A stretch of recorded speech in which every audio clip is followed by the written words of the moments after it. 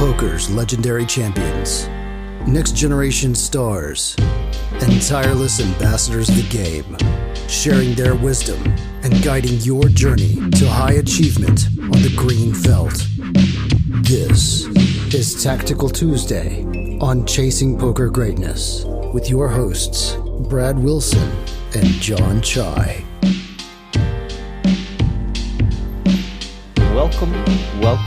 Welcome, my friend, to another episode of the Chasing Poker Greatness podcast. As always, this is your host, the founder of ChasingPokerGreatness.com, Coach Brad Wilson. And because it's Tuesday and a very tactical day, I'm joined, as always, by my co-host, Mr. Jon Chai. How you doing, sir? Good. I'm a little lost. Where are we today? New setup, nothing's where it used to be. It's a shock to the senses, really. I think for the YouTube watcher, they'll be like, I didn't realize just how beautiful and incredible Tactical Tuesday has always been. But you know, that's what they're just gonna have to go through this week. You know, got a new overlay. Let's be real here. Basically, we went on poker coaching, did a Tactical Tuesday live on the poker coaching channel a few weeks ago, and you know the designers over at poker coaching made us an overlay, and we looked at it, we saw how it was laid out, and we were like, oh yeah, this is substantially better than the one we currently do. And then slapped a new logo on it, and here we are. And then we just totally took that and changed the colors and put our logo on it, and bada bing, bada boom. Huge upgrade. So thank you, pokercoaching.com, for the design assistant, the design layout change. Really appreciate it. And you know, for the Tactical Tuesday listener, by the way, if you go to pokercoaching.com/CPG, I've contributed to a new poker coaching course. It's called the Advanced Cash Game course. My contribution is in exploits and six max online cash. There's also sections by Chris Brewer and Jonathan Little and Justin Saliba, Jonathan Jaffe and Rampage. So I think it's a reasonable investment into your poker education. I haven't seen the other parts of the course made by the other contributors, but I know that the one that I made was pretty hellish. 3 months of trying to just get it the best that I could possibly get it. It was very difficult. As you recall, right? There was like a lot of stress. It was bad 3 months for me, and I wasn't even working on it. Yeah. An insane amount of stress, but I think it turned out to be really, really good.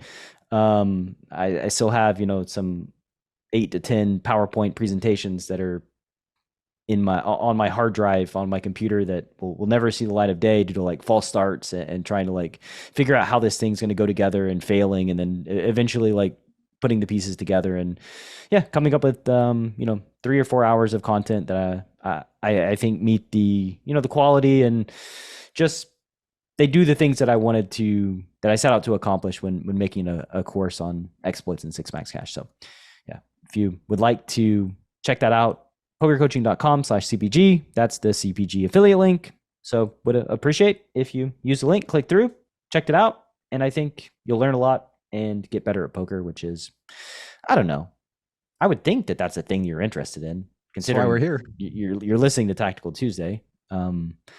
So with all that said, let's six max cash exploits. I could definitely use some help in the next few minutes on that subject. Yeah. So what's the theme of today's show?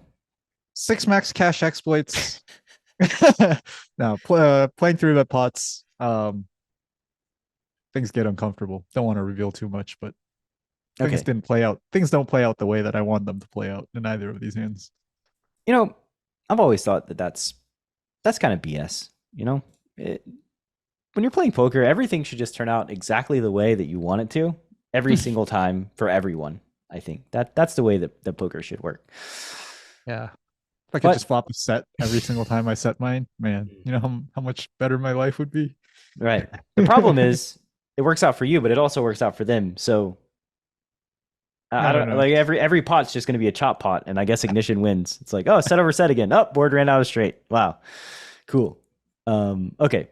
That doesn't happen here. All right. So Artie starts out not, not a terrible situation, but not one of the best situations we could be asking for. We're playing four-handed. I'm in the cutoff with ace jack of hearts. Make it $25. Button three bets. A little on the big size to 9 big blinds. Would expect the size, a more standard size here, to be between like 7.5 and 8, but 9, not the end of the world. All Can't right. fold ace jack of hearts, so So here pre-flop, we easy go. peasy. 100 big blinds effective. We get the queen jack deuce, one heart flop, got ace jack of hearts. So again, not the worst situation, but not the best situation. Got $200 in the middle, just going to be checking here. And now the action's on villain, and they bet whatever this is, 20%, Yeah, a little less than a third. 25%. So first of all, before we get into the action, I just want to commend you. I feel like you've been practicing, like reading the action, verbalizing the action. I just imagine you like sitting in the bathroom, just like No. I have a what is it? A notepad note out right now. I'm just reading a script. oh well, you're doing Practice in the well. bathroom. Well done. You're crushing it. I can't risk that. All right. So you face this like third-ish, something like that. 30% bet. You've got second pair on queen jack deuce with the backdoor nut flush draw, not folding. So you call. Turn is the 7 of clubs. So 315 on the pot. Villain has 820, so SPR is around 2.5. You check because pretty much got it, and they check behind. This is great. I mean, really, really do not want to face the 2/3, 3/4, whatever barrel hero on the turn with second pair. Feel really good when it gets checked through. Feel good enough to the point where now I'm asking myself, before I even see the river card, like what my value betting options are. So really happy to see turn go check. Nice. And, because the flop was bet so small, like villain still maintains a lot of hands that you can bet and get called by. So the river is a 9 of spades. Again, villain has 820, pot is 315, Jon has them covered. Final board is queen jack 7 deuce 9. No flush available. So here we are. 9. Again, not one of the best river cards, but not the worst river card. Does improve portions of villain's range. For example, pocket nines, jack 9 suited, queen 9, although we were already behind queen 9, so that's not a big deal. So I think the 9 is a semi brick. I don't know what to call it.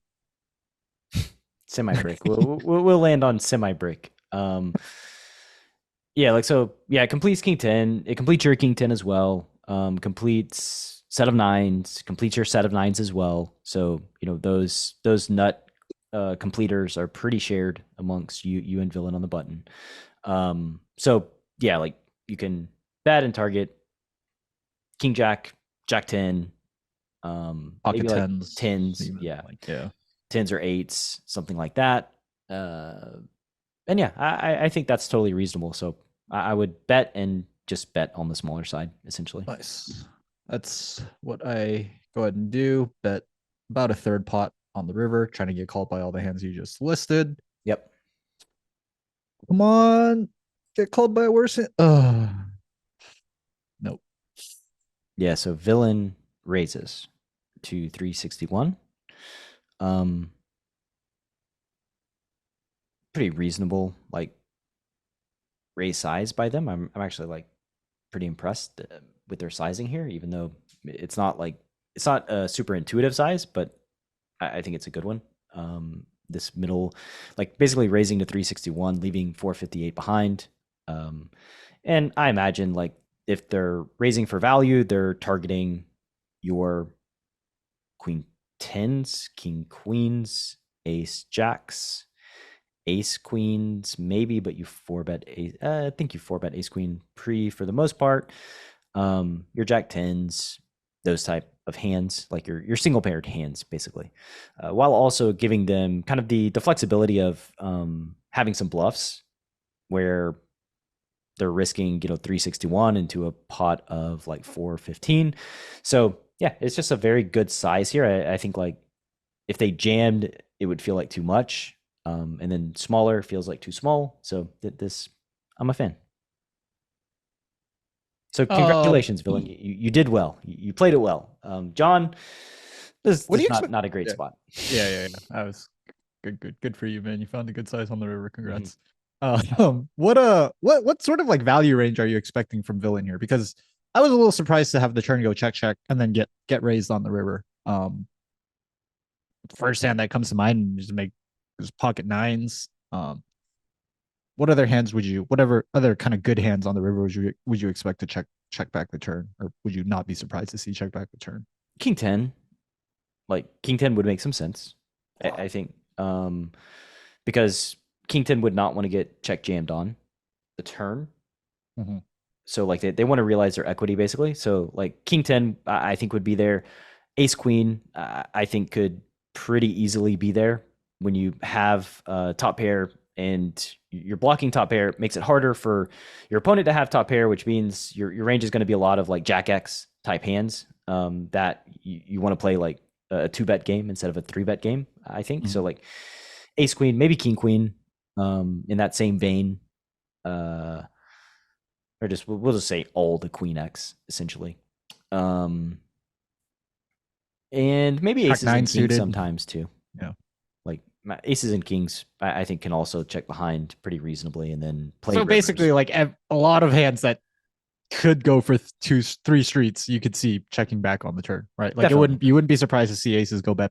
You wouldn't surprised to see ace queen go bet, but you also wouldn't be surprised to see them check the turn sometimes. I would be pretty surprised to see jacks check the turn. Well, yeah. That's the one value hand that I think gets bet on pretty much a absolute basis when they don't block top pair. But yeah, like I think that a lot of their single paired hands that are not sets, maybe a set of queens could check back the turn, double blocking top pair like that would be reasonable too. So I think like they're probably mixing with their betting and their checking, and they maintain all the strongest hands in both their betting and their checking range. Essentially, is how I would interpret the situation. Gotcha. I don't know if you like how much you think about actually calling a hand like ace jack here. I didn't put too much thought into it. Just figured that this would actually be probably close to the bottom of my my betting range on the river. I think I would definitely have hands stronger than this that also bet river for a third, namely just like the stronger queen X. Maybe this should just be my size on the river, with my entire range if the button is checking back some super strong hands on the turn as well, and so that I can have some bet folds, some bet 3-bet jams, and some bet calls if I use this size with with everything that gets to the river. So because of that, I didn't think that it was necessary to even think very hard about calling with second pair, given that this is sort of the bottom of my betting range. The next thought that I had, and this thought came from me not really giving Villain credit for checking back a hand like King 10 on the turn. You seem to think that it makes a lot of sense, not wanting to get jammed on. Definitely a priority data point when you have a hand with that much equity.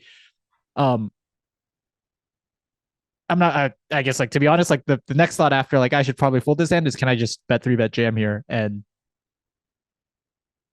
sort of count on button not having enough King 10 or 10-8 or I don't know, hands that want to play for it all, basically. Yeah, I mean, you could always do it if you really wanted to, right? Like it's a thing that you could always do. Like there's kind of it's like an interesting scenario here where you don't actually have, like, you have hands that want to bet 3-bet jam clearly, right? But you don't have a lot of hands that want to bluff, want to bet 3-bet the river that are not high equity hands. So like, where do the low equity jams kind of come from? They can come from your value bets. They could come from possibly like your bluffs, I guess. But what it's hard, like ace deuce of clubs, ace 10 suited, like ace 10 suited, ace deuce suited with like bottom pair and some kind of backdoor. Those hands, the blocker properties are pretty similar amongst all of the hands. I guess the 10 is probably the nicest because the 10 blocks king 10, which is pretty good. Yeah. I don't think you got to really be worried about deuces. So yeah, and I think your jack is like pretty irrelevant as a blocker. Like having an ace is nice, I guess, because you block aces, but you also block ace king. So it's quite a tough scenario trying to figure out like where your bet jam like bluff or your best bluff candidates kind of come from. And my suspicion is that, you know, you're just supposed to kind of fractionally bet jam like a wide swath of those Value hands and then, you know, fold the rest essentially. Something like maybe even go as high up as like queen 10 or something like that, because queen 10 doesn't beat much once you get raised here. It doesn't beat much of their value raising range. I mean, queen 10 is actually like the best bluff catcher, I think, because it blocks ace queen and it blocks king 10 and it doesn't block ace king and it blocks pocket queen. So like queen 10 is kind of like your nut bluff catcher, I think. Like you can't really get a bluff catcher better than queen 10, I don't think. So like I definitely wouldn't throw that one in my bet jam range on the river, I don't think. But yeah. Now I'm struggling to find enough value hands that I bet on the river, if I'm not bet jamming queen 10. Last question before we leave this in. Assuming that the button is a strong, capable reg, what sort of bluffs would you expect them to show up with on the river? How do we call with queen 10, I guess? What do we expect to see? I think their best bluff candidate is something like tens. Tens or like 10-9 suited, maybe even like. Yeah, something like that. You know, I mentioned ace king as like a bluff candidate, but I don't know. I mean, I guess it's like a very natural one where they get here with like a lot of ace king. So like they have a lot of like ace king to pull from just in their range. But yeah, I mean, maybe like tens or ace king, something like that. It seem pretty reasonable bluff candidates to pull from. And then, you know, you mentioned the 9-10 suited as well. Yep. Okay, cool. All right. I did end up folding. And we get Dylan had the ace queen. Yeah. Should have bet jammed. Could have been the hero. Oh, yeah. Could have been the hero that somehow ended up putting all the money in versus ace jack on queen jack, whatever. That's usually how it ends for me. Well, it's a nice hand, and stick around after the break. We'll see what Jon gets himself into. It gets worse. The name of my course is Mastering Exploits in Online 6-Max Cash Games. Your journey in the world of exploits is never ending. As long as you're matching wits and playing cards against your fellow man, there's going to be opportunities for you to find exploits. You need to stay sharp, need to stay on your game, need to be thinking about exploits from today until the last day that you ever play poker. The information that I think is the most valuable information in the realm of exploits, really diving deep into exploits and defining what they are, just trying to crack the code of exploits. Like whenever you change little pieces of strategy, how does that affect your response? I think it's exceptionally valuable and an instrumental reason as to why you break through as a poker player and playing cash games specifically.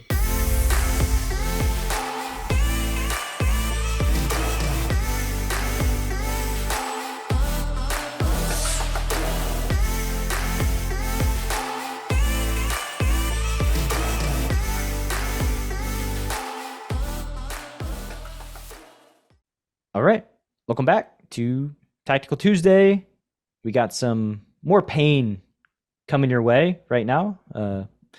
So Jon, why don't you get another rep in, breaking down the action. See if all your practice is finally paying off.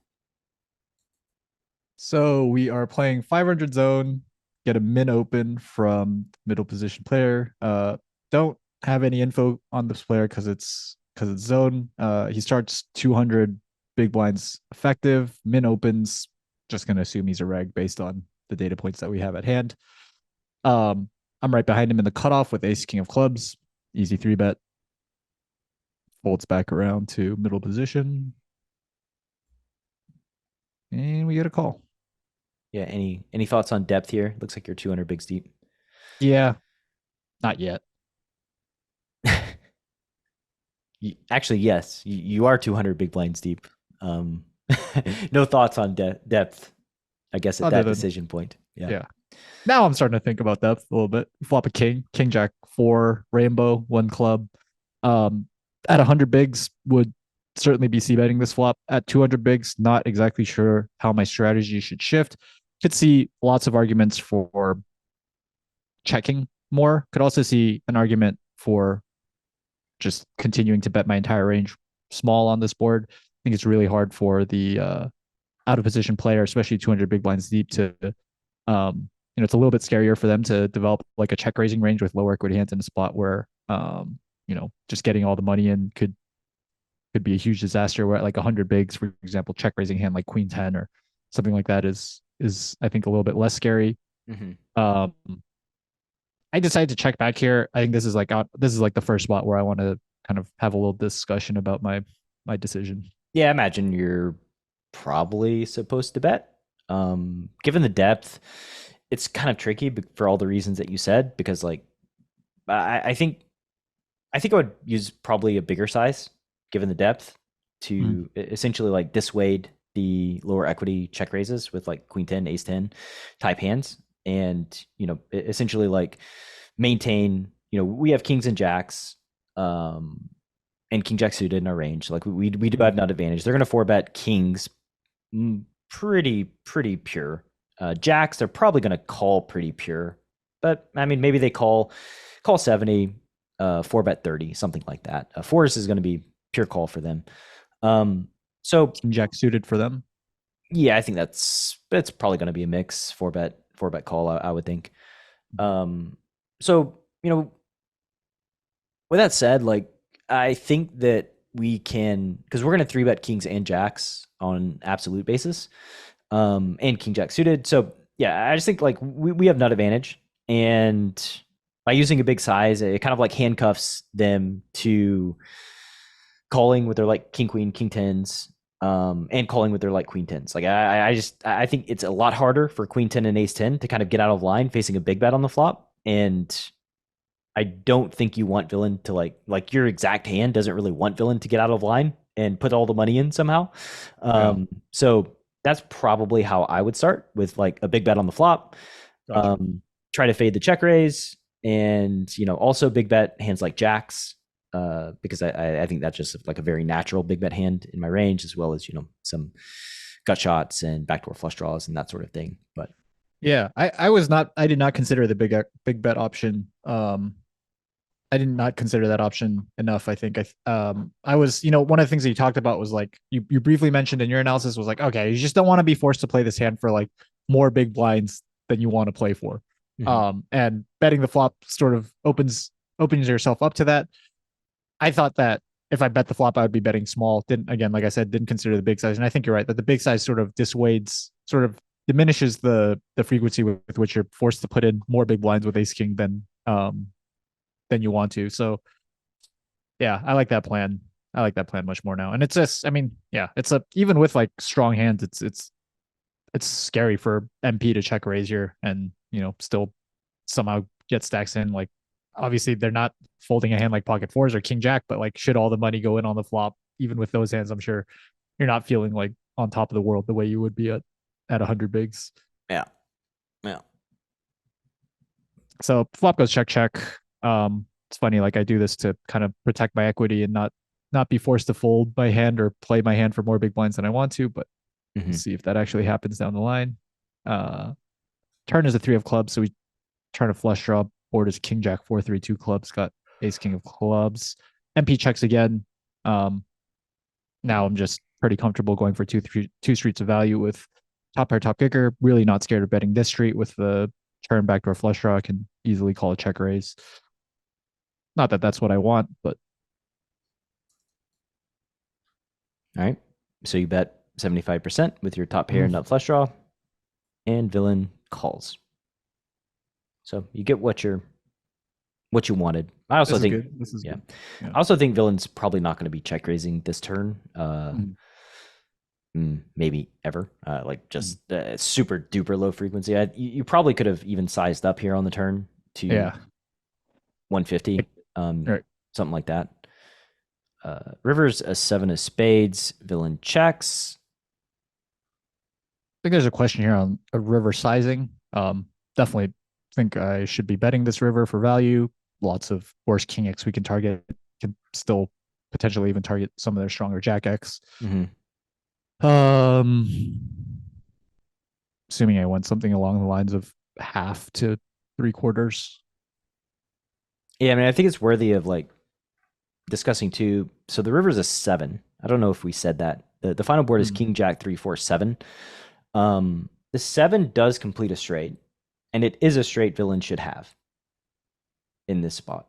So they do kind of unlock, 4 combos of 5 6, maybe 3 because they can bet the turn with the 5 6 of clubs at some frequency. But I think that, yeah.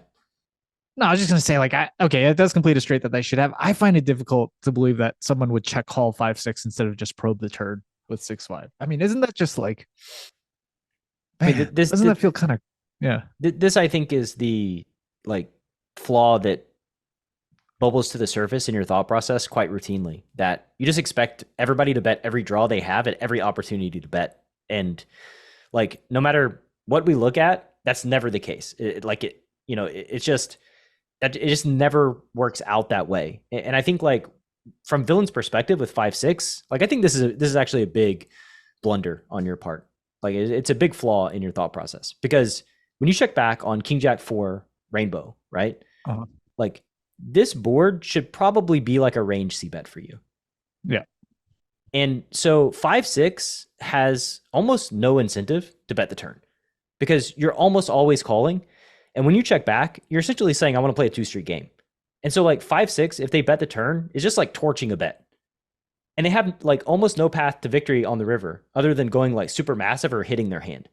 But when they check the turn, you can check back, and then they over realize with 5 6 and they don't have to place a bet.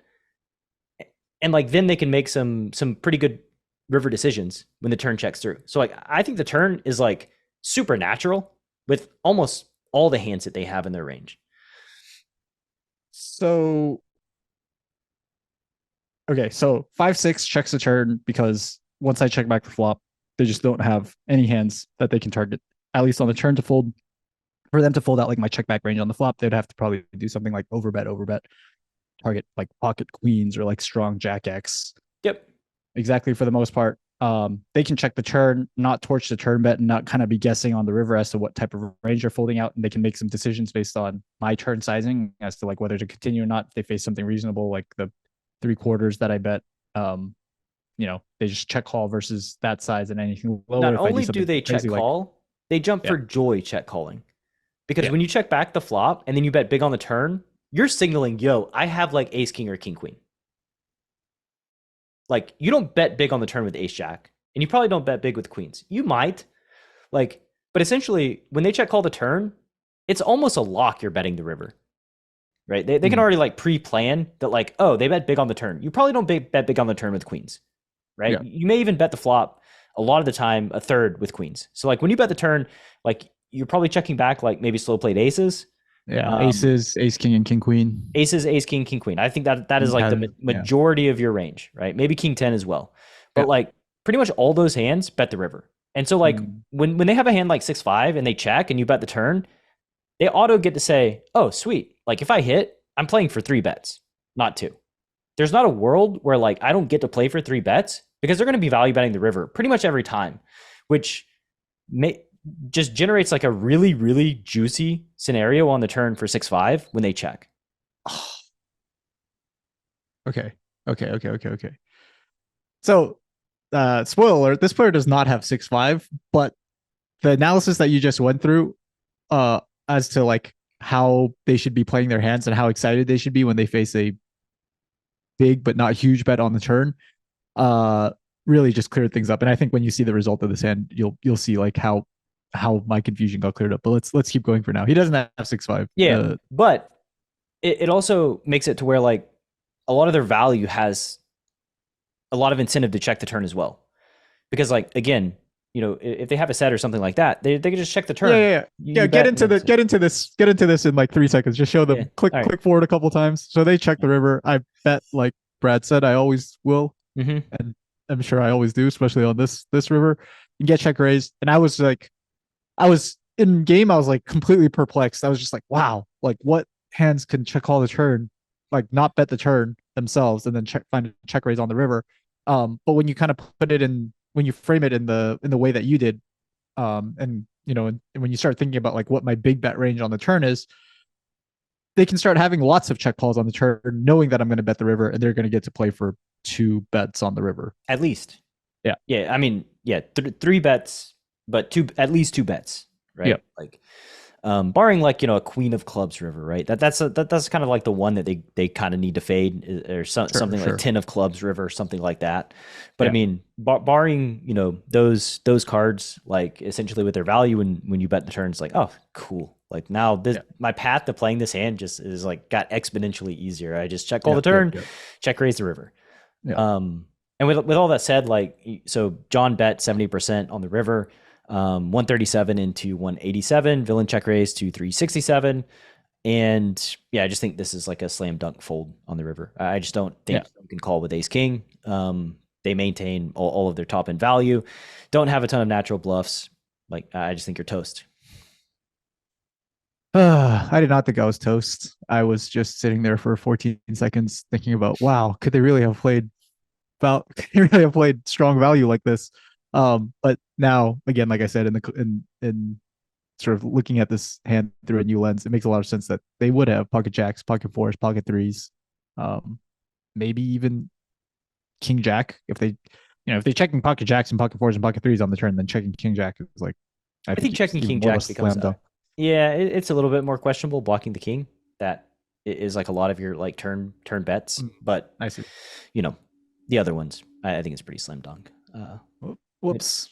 I put in the rest of the money. Yeah, and they show up with the 2 jacks, which is, this is like totally reasonable path that villain took, and like honestly, pretty impressive and very well played. We saved a lot of time actually on the turn, because I was imagining spending like 15 minutes here just being like, how did he play his hand like this? Like, can you help me understand like what I'm missing about the situation? Because I just did not expect to see pocket jacks here. That's what I was gonna imagine spending 15 minutes on, but now we don't have to. It's all cleared up. All right. Well, villain in both of these hands today on Tactical Tuesday played really well. Don't have much to comment on villains, and you played the first hand, I think, well. Second hand, not so well. But bet the flop, bet the turn, figure out what to do on the. I don't know how many days we were without incident, but I know how many we're at now. It is 0. And yeah, I think that's all we got for you in today's episode of Tactical Tuesday, John. Unless you have anything else. Nope. See you next week. Thanks for listening to Chasing Poker Greatness. You can subscribe on Apple Podcasts or on your favorite podcast app. Go to chasingpokergreatness.com to get the newsletter, join the Greatness Village community, book a coaching session, or dive into the latest data-driven poker courses. Follow the show on Twitter at CPG Podcast.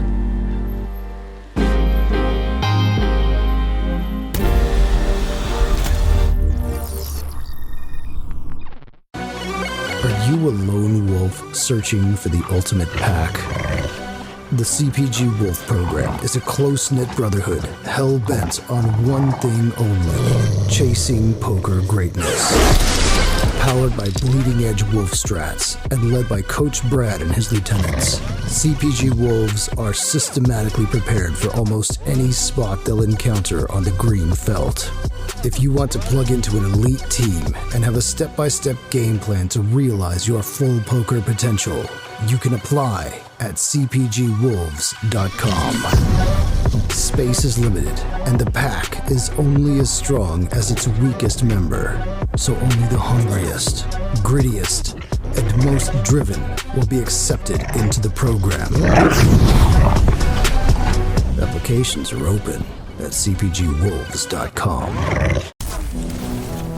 The decision to enter a hand is fundamental to poker strategy. Too tight, and they know what you have. Too loose, and you're easy to run over. Preflop Bootcamp from Chasing Poker Greatness is a comprehensive guide to locking down your preflop game and creating true range advantage.